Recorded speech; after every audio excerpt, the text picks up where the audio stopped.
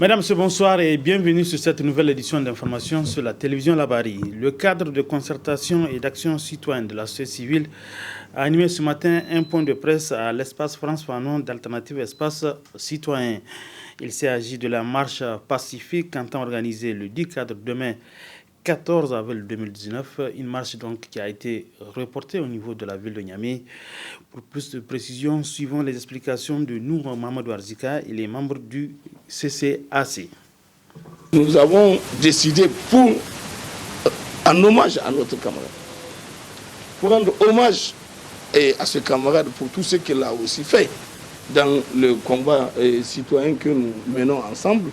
Et chacun, comme on dit, bien sûr, à sa façon, essaie d'apporter sa contribution. Et nous considérons qu'il fait partie de ceux qui méritent qu'on puisse faire ce témoignage en termes de considération.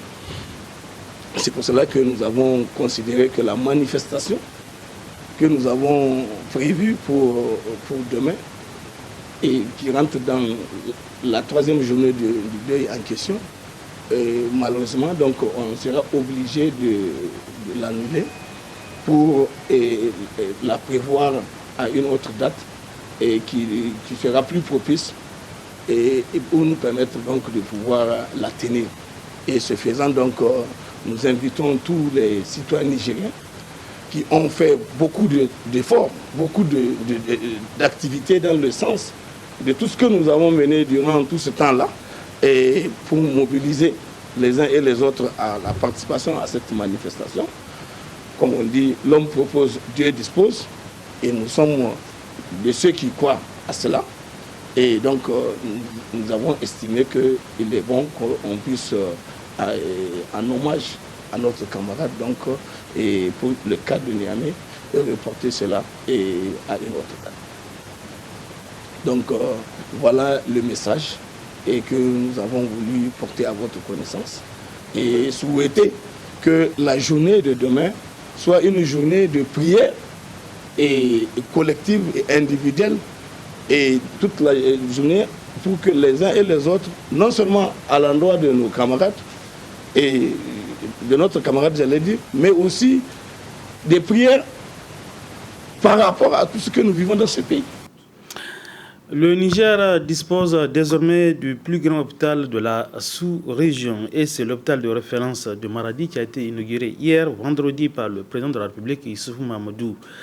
Une infrastructure de type moderne équipée en matériel de la dernière génération.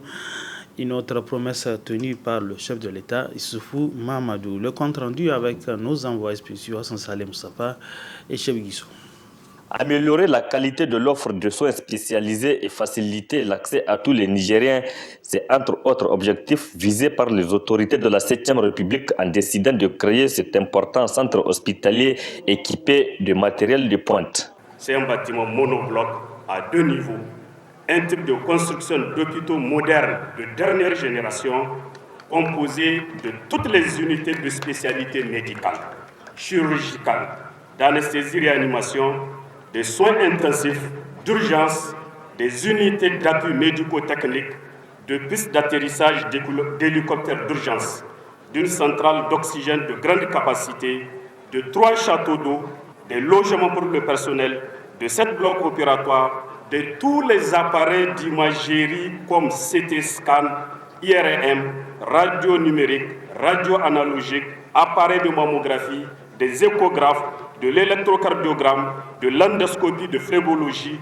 des automates de dernière génération. Après, Niamey, c'est au tour de Maradi de se voir doté d'un hôpital de référence, une réalisation qui fait la fierté des Maradawa et au-delà de toute la population nigérienne. La population de Maradi vous dit encore merci. Merci d'avoir choisi Maradi pour créer l'un des plus grands hôpitaux de la sous-région ouest-africaine. Merci d'avoir créé la faculté de médecine à l'université d'Andikotan Clodo ainsi que les autres facultés et l'IIT. Merci d'avoir facilité l'implantation d'un hôpital ophtalmologique qui, tout comme l'hôpital de référence, est unique en son genre dans la sous-région. Cet hôpital de référence est le fruit d'un contrat de partenariat public-privé signé en 2015 entre le gouvernement nigérien et Sarla Commodore à la grande satisfaction de la population nigérienne. Wannan sai mu ce kamar babba sallah ce saboda muna fama da matsala yadda shekara 20 muka ta jaddadawa muna neman wannan likita babba wanda za a mana amma sai abai gagara sai wannan bayan 18 December 2015 da aka yi 18 December 2015 na juma ran nan muka zo muka rako shugaban kasa zuwa za tubali to sai mu yi godiya ga Allah ta'ala har ya nuna mamu ranar da aka bude wannan asibiti. Aujourd'hui nous disons merci pour cet endroit et que Dieu bénisse cet endroit. Vraiment, c'est un grand hôpital, on a vraiment apprécié. Il y a eu des matériels vraiment, il y a eu des matériels modernes. L'hôpital de référence de Maradi, une autre promesse tenue par le président de la République, Issoufou Mahamadou. Pour l'accès, le ministère de la Santé est à pied d'œuvre pour réfléchir sur les moyens de faire accéder l'ensemble des citoyens aux soins de santé, que ce soit dans cet hôpital ou ailleurs. Vous n'oubliez pas que nous avons même une politique de gratuité des soins de santé pour les enfants de moins de 5 ans, notamment pour les césariennes, enfin, etc. Donc des conditions existent pour que les citoyens puissent avoir accès aux soins de santé, y compris au niveau de l'hôpital de référence. D'une capacité de 550 lits et d'un plateau technique moderne, cet hôpital est construit sur une superficie de 7 hectares pour un coût de 65 milliards de francs CFA. Restons toujours dans la capitale du Gobir avec cette fois-ci un atelier qui s'est tenu du 4 au 6 avril dernier et c'est un atelier de renforcement des capacités des organisations de la société civile, des hommes des médias et élus locaux. L'atelier est axé sur la justice sociale, le suivi de dépenses publiques et la transparence budgétaire. Et c'est une session de formation qui porte les griffes du ROTAB et avec l'appui financier de Oxfam. Le point avec Ariette Salah. Cet atelier qui rentre dans le cadre de l'exécution du projet intitulé contribue à améliorer les services sociaux de base dans les communes impactées par l'activité des industries extractives à travers la justice fiscale et la rétrocession minière de 15% organisée par le réseau des organisations pour la transparence et l'analyse budgétaire ROTAB, se fait celui du renforcement des capacités des organisations de la société civile, hommes des médias et élus locaux des régions de Difa, Zender et Maradi sur 3 thématiques, à savoir la justice fiscale, le suivi de dépenses publiques et la transparence budgétaire.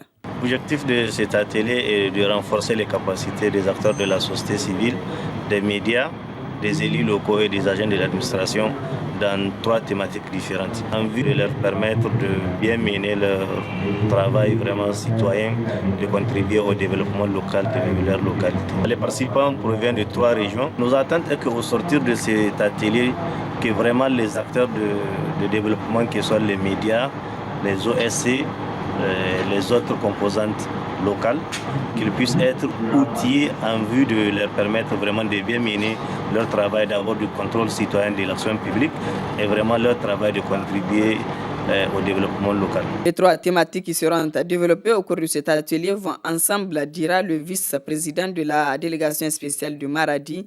C'est pourquoi il demande aux participants d'être attentifs.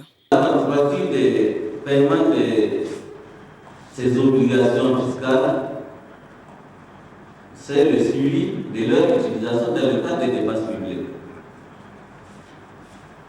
Et cela relève aussi, quand j'ai vu le thème de l'atelier, de ce qui concerne la transparence budgétaire. Donc il faut que les citoyens aient un œil sur les différentes allocations de ces ressources-là dans le budget.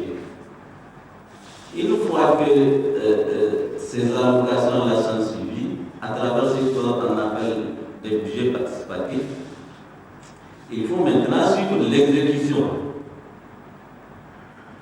Parce qu'une chose, allouer les ressources selon les secteurs, c'est une chose. Maintenant, l'utilisation, et c'est le volet le plus important, en a une autre. C'est pourquoi toutes ces thématiques-là sont très importantes. Et c'est ça qui détermine le niveau de citoyenneté des populations. Cet atelier de 3 jours organisé par le RUTAB a été financé par Oxfam. La suite de ce journal avec cette opération de salubrité des étudiants de EDU, donc de Niamey au musée national Boubou Hamad de Niamey. Une manière pour les étudiants de American Development University EDU d'apporter leur contribution à créer un environnement sain au musée national. Le compte rendu de Hamza Sakou. L'homme n'est que le reflet de son milieu.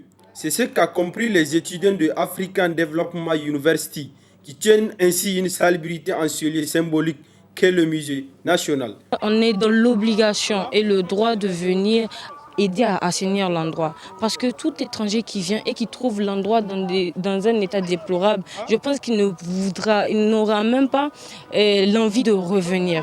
Donc c'est ce qui nous a poussé surtout à se dire, on va se lever, on va venir, on va mobiliser des gens pour nous aider à vraiment aider à assainir l'endroit. C'est aussi dans la culture de EDU. On nous apprend à vivre sans détruire la nature.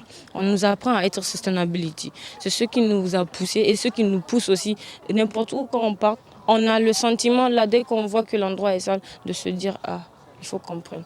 Cette activité visant à rendre sain l'environnement a eu la participation de l'ONG Jeunes Volontaires pour l'Environnement au Niger. On a des jeunes étudiants qui se sont engagés à faire des actions. Et donc notre appui, c'est de venir les accompagner, que ce soit techniquement et physiquement, pour pouvoir réussir l'activité. Parce que ce n'est pas l'activité de seulement les jeunes étudiants, mais c'est l'activité de tout le monde. C'est tout le monde qui doit s'y mettre pour vraiment rendre salubre notre environnement. Une initiative qui doit faire école afin de rendre ensemble propre notre environnement pour un épanouissement durable. La section lycée et collège de Niamey demande aux autorités la libération de leurs camarades. C'est la principale information du point de presse tenu ce matin par les responsables de la structure des scolaires de la capitale. Le résumé avec Christine Barou. Cette sortie médiatique de la section lycée et collège de Niamey vise à informer l'opinion publique sur les conséquences des affrontements ayant opposé leurs militants aux forces de l'ordre suite à leur manifestation. Nous avons constaté la présence des forces de l'ordre franchir nos écoles, rentrer dans nos écoles, cogner nos militants pour rien du tout. Des militants innocents qui ne savent pas pourquoi ces FDS rentrent pour les cogner sévèrement. Nous ne pouvons en aucun cas saccager les biens publics ou les biens privés. Si ils ont constaté que Niamey a été brûlé, il faudrait qu'ils mettent quelque chose en tête. Ce n'est pas les scolaires. Nous ne pouvons jamais brûler, nous ne pouvons pas casser. Et même les jours-là, si vous avez constaté la résistance des scolaires, c'est tout simplement parce que les forces de l'ordre ont franchi les établissements, tiré la gaz lacrymogène et du coup, les camarades ils sont dans l'obligation de chercher les sécurissimes pour sortir dans les coudes. Une occasion pour la section de lancer un appel visant la libération de leurs camarades arrêtés dans le cadre de cette manifestation. À l'état actuel, nos camarades sont arrêtés. Et c'est pour les montrer que nous sommes sages. Jusqu'à preuve du contraire, nous n'avons jamais demandé de sortir relativement à ce militaire-là. Nous appelons les autorités parce que nous avons un bilan lourd des arrestations, parce que nous avons 97 camarades qui sont à l'état actuel dans la main des polices au niveau de l'école de la police. Et nous avons des blessés graves et des blessés légers. Nous demandons aux autorités, sagement et poliment, la libération de nos militants. La situation de l'école nigérienne mérite une attention particulière de la part des autorités et des scolaires qui doivent privilégier le dialogue en vue de trouver un terrain d'entente afin de sauver l'année scolaire. L'actualité hors de chez nous avec un coup de projecteur au Soudan.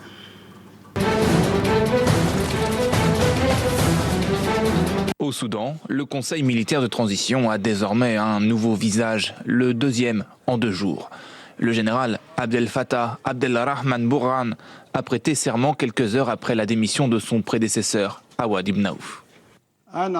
Moi, le président du Conseil militaire de transition, j'annonce ma démission de ce poste. Je m'en remets à une personne en qui j'ai pleinement confiance dans ses capacités, son expérience et son dévouement pour accompagner la transition et sortir de la crise. L'homme est un officier peu connu de la population. Ce militaire de carrière a notamment commandé l'infanterie soudanaise et supervisé l'intervention au Yémen aux côtés des pays du Golfe. Il a su s'attirer le respect de la rue en sortant discuter avec les manifestants. Les raisons de la démission surprise d'Awad Ibn Auf restent encore floues, mais elle a comme effet de calmer la population qui est restée mobilisée toute la journée de vendredi.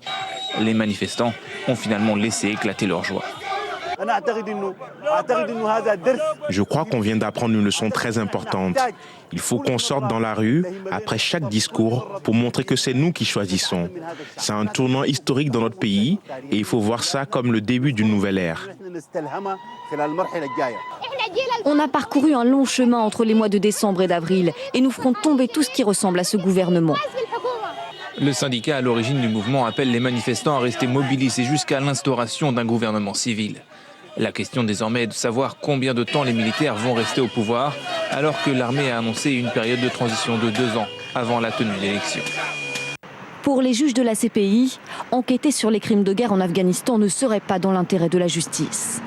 Une conclusion étonnante pour justifier leur refus de donner suite à la demande de la procureure. En novembre 2017, Fatou Bensouda avait demandé leur aval pour enquêter sur des crimes de guerre présumés commis dans le cadre du conflit afghan, notamment par l'armée américaine. Son prédécesseur avait entamé un examen préliminaire sur la situation dans le pays en 2006. Dans leur communiqué, les juges expliquent que la situation actuelle en Afghanistan rend extrêmement difficile la réussite d'une enquête et de poursuites. Ils mettent en avant le temps écoulé depuis le début de l'examen préliminaire, l'évolution de la situation politique en Afghanistan et le manque de coopération des autorités compétentes avec le procureur. Cette décision intervient dans un contexte de tension entre la CPI et Washington, qui rejette toute organisation remettant en cause sa souveraineté nationale. Alors qu'une enquête sur des exactions de soldats américains en Afghanistan était évoquée, les États-Unis avaient menacé les membres de la CPI de sanctions. La semaine dernière, ils ont d'ailleurs révoqué le visa de la procureure. Donald Trump s'est donc réjoui de cette décision. C'est une victoire internationale majeure, non seulement pour ses patriotes, mais aussi pour l'état de droit. Les associations de défense des droits humains dénoncent les tactiques d'intimidation du gouvernement américain. L'ONG Human Rights Watch parle d'un coup dévastateur pour les victimes. Cela envoie aux agresseurs le message dangereux qu'ils peuvent se placer hors de portée de la loi simplement en ne coopérant pas. La procureure de la CPI, Fatou Bensouda, n'a pas exclu de faire recours contre cette décision. Fin de cette édition d'information. Mesdames, Messieurs, merci à vous de l'avoir suivi. Et bon week-end à tous. Bonsoir.